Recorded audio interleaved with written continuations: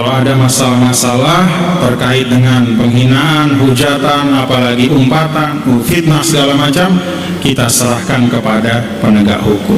Siapa yang berbuat, dia harus bertanggung jawab.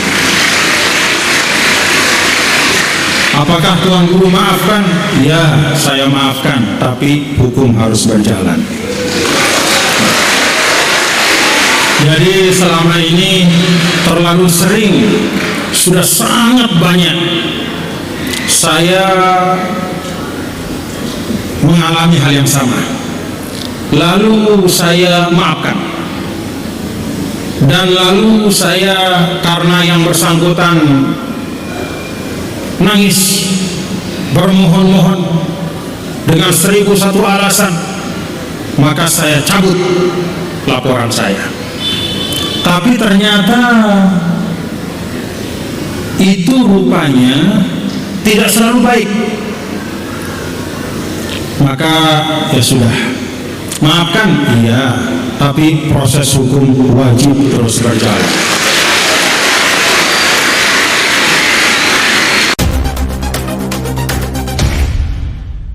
Ada hal-hal yang menyangkut urusan-urusan yang terkait dengan hukum, ya silahkan diselesaikan dengan hukum. Tiang juga memilih seperti itu. Jadi kalau ada potongan video macam-macam, mengumpat segala macam, tidak usah ribut-ribut Bapak Ibu nggih. Nggak usah ribut-ribut, nggak usah gundah, nggak usah resah. Kita serahkan kepada penegak hukum. Siapa yang berbuat harus berani tanggung jawab. Pak, begitu sederhana.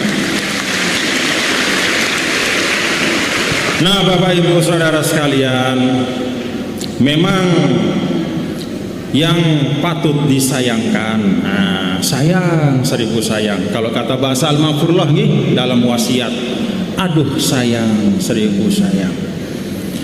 Kadang yang mengeluarkan umpatan itu adalah orang yang mengaku punya nasab kepada Nabi kita, Nabi besar Muhammad Sallallahu Alaihi Wasallam. Sayang, 1000 sayang. Istilahnya kalau dalam pembicaraan sehari-hari kita sebut dengan Habib atau Habaib. Walaupun ini memang istilah yang lebih banyak ada di Indonesia. Karena ketika dulu tiang di Mesir, hampir semua guru tiang itu muntasib kepada Nabi kita, Nabi besar Muhammad Sallallahu Alaihi Wasallam, min Sayyidina Al-Hasan ataupun Sayyidina Al-Husin. Termasuk Syekhul Azhar yang sekarang itu, beliau adalah keturunan Rasulullah Sallallahu Alaihi Wasallam, kalau tidak salah dari Sayyidina Hasan. Tapi tidak ada yang kita panggil Habaib dulu, tidak ada yang kita sebut Habib. Karena mereka memang tidak menonjolkan kehabibannya, mereka lebih menonjolkan keilmuannya. Paham Bapak Ibu? Nah, tapi di Indonesia ada tradisi yang beda. Yang ditonjolkan adalah keturunan, bukan ilmu. Bagi sebagian orang, sehingga kadang ada yang mengaku sebagai Habib, senang disebut Habib, tapi ketika dia naik mimbar tidak mencerminkan akhlak dari kakeknya, nenek moyangnya, yaitu Nabi besar Muhammad Sallallahu Alaihi Wasallam.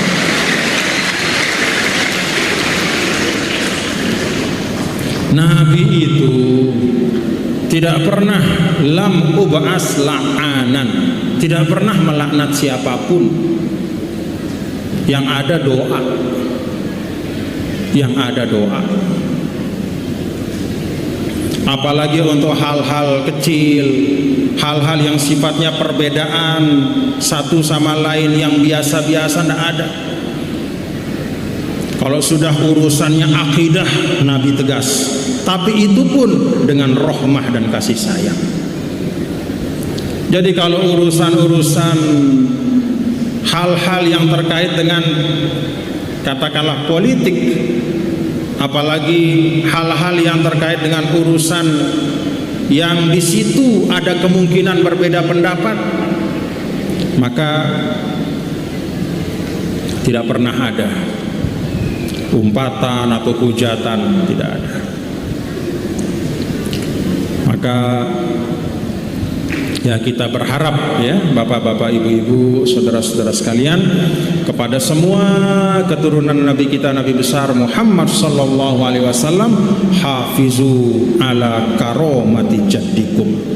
Wahai para zuriyah Rasulullah sallallahu alaihi wasallam, jagalah kemuliaan dan kehormatan dari nenek moyang Anda semua.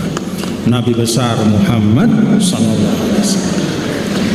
Jangan dikotori dengan umpatan hujatan, jangan dikotori apalagi dengan fitnah kepada siapapun.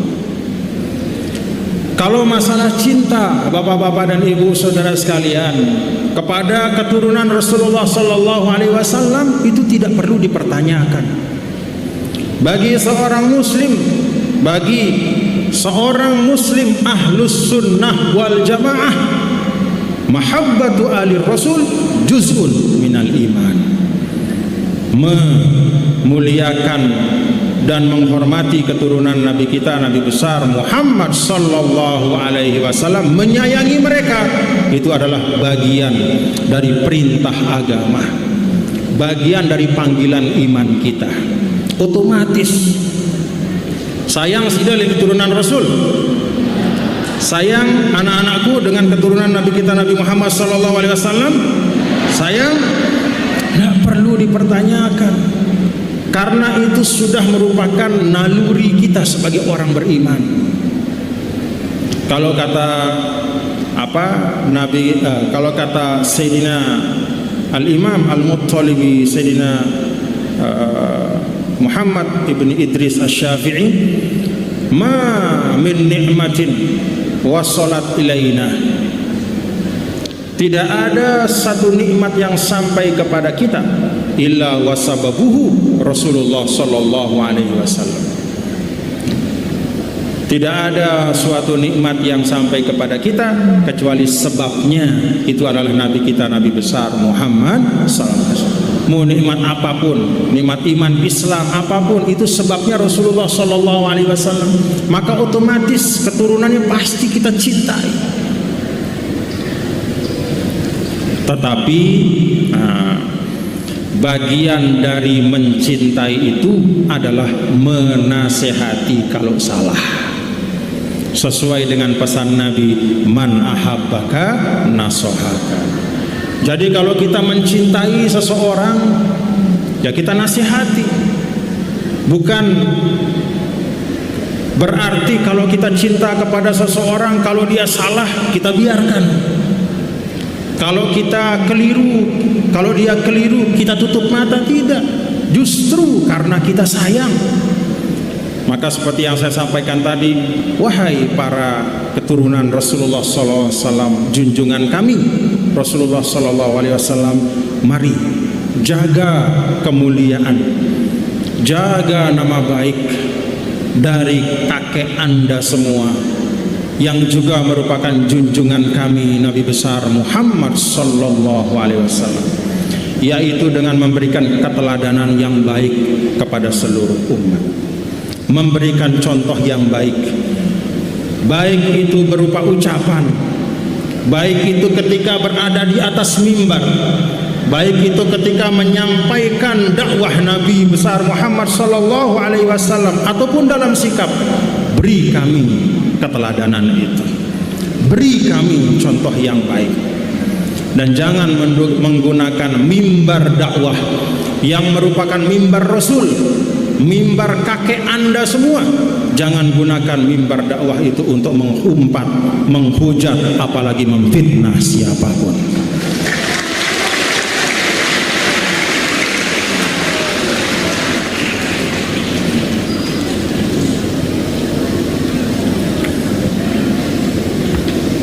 Jadi Bapak Ibu, kalau bicara sayang kepada keturunan Rasul, itu otomatis nih, bahkan itu kita baca setiap sholat kita. Begitu kita syahadat, asyhadu an la ilaha illallah, asyhadu anna Muhammadar Rasulullah. Allahumma salli ala sayyidina Muhammad wa ala ali sayyidina. Jadi tidak usah diajar kita tentang bagaimana mencintai keturunan Rasul. Insya Allah ada dalam hati kita. Kita ucapkan setiap kita bertasyahud. Kita ucapkan setiap kali kita bertasyahud. Wa barik ala sayyidina Muhammad wa ala ali sayyidina Muhammad. Bahkan bukan hanya kita minta ya, keselamatan, kemuliaan, bahkan wa barik, kita minta keberkahan juga terlimpah kepada keluarga Nabi kita, Nabi besar Muhammad sallallahu alaihi wasallam.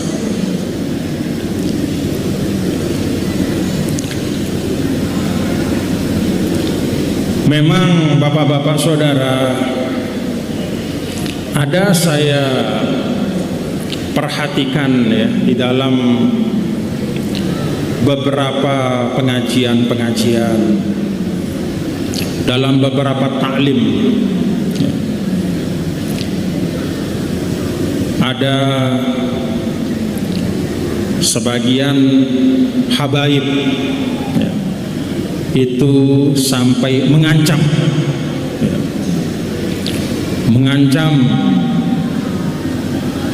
siapapun yang tidak mencintai habaib akan masuk neraka.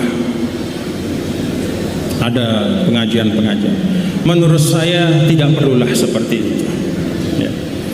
Jadi kalau ada ayat-ayat yang memuliakan keturunan Rasul sallallahu alaihi wasallam, itu adalah ayat untuk umat supaya jangan lupa terhadap kewajiban mereka. Itu bukan ayat untuk, mohon maaf, sebagian habaib kemudian menyudutkan umat atau menakut-nakuti. Misalnya ayat qul la as'alukum alaihi ajran illal mawaddata fil qurba. Ini ayat untuk siapa? Ini ayat bukan untuk habaib. Ini ayat untuk umat. Supaya apa? Supaya ingat pesan Allah melalui ayat ini, wahai umatku, katakanlah wahai Muhammad kepada semua umatku, aku tidak minta balasan, gaji, upah, honor atas dakwah ini. Yang aku minta dari kalian semua adalah berbuat baik dan menyayangi keturunanku. Ini ayat untuk siapa? Untuk umat, supaya ingat kewajibannya. Ini bukan ayat untuk kemudian oleh sebagian, mohon maaf, habaib, untuk kemudian mengecam, menakut-nakuti, melaknat, bukan. Sama seperti ayat, mohon maaf, ya ayyuhalladzina amanu ati'ullaha wa ati'ur rasul wa ulil amri minkum. Ini ayat adalah untuk rakyat supaya ingat kewajibannya kepada pemimpin. Ini ayat bukan untuk pemimpin nakut-nakutin rakyat. Jadi kalau kita cari dalam Al-Quran, Al-Quran itu semua ayat-ayatnya adalah hidayah untuk manusia. Tetapi kalau kita cari ya, dari Al-Quran itu, maka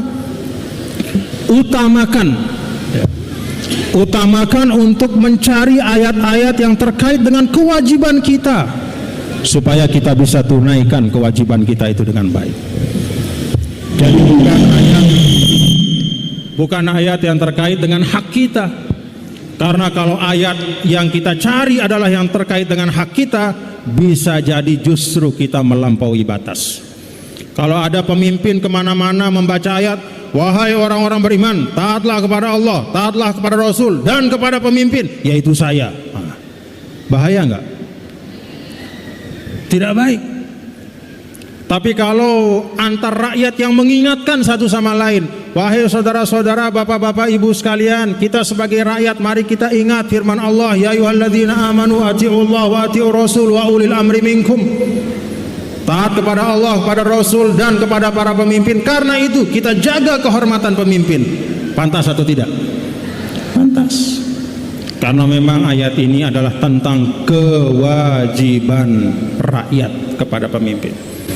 Lalu ayat untuk pemimpinnya mana? Baca ayat sebelumnya. Innallaha ya'murukum an tu'addul amanati ila ahliha wa idza hakamtum bainan nas an tahkumu bil adl. Innallaha ni'ma ya'izukum bih. Innallaha kana sami'an basira. Sesungguhnya Allah memerintahkan kalian, wahai para pemimpin, untuk menunaikan amanah kepada yang berhak dan untuk menegakkan keadilan di dalam kepemimpinan kalian. Itu ayat yang harusnya dibaca oleh pemimpin, karena itu kewajiban.